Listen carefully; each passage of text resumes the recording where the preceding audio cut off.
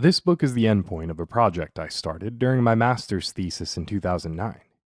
Although we can trace my interest in Abercrombie and Fitch to the moment I saw the new hires at the mall at Steamtown in Scranton, Pennsylvania in 2001. That is to say, both my personal and intellectual interests here have long roots. While I put this a bit on the back burner during my doctoral program, I was able to approach it in earnest again in 2019 and 2020.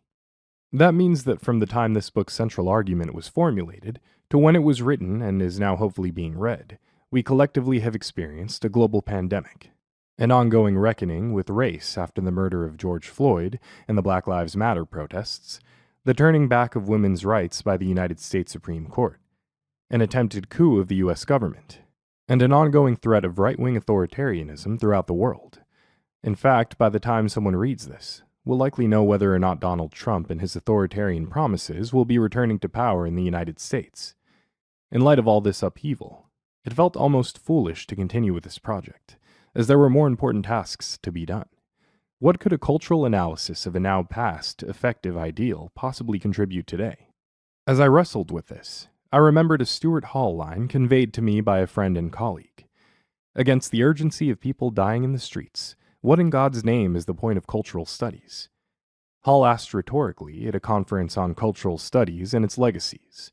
Hall positioned this question toward the AIDS epidemic at the time, but acknowledged that cultural studies scholars needed to operate within the tension, as the representations of the affected, and the communities from which they came, have constitutive and political repercussions.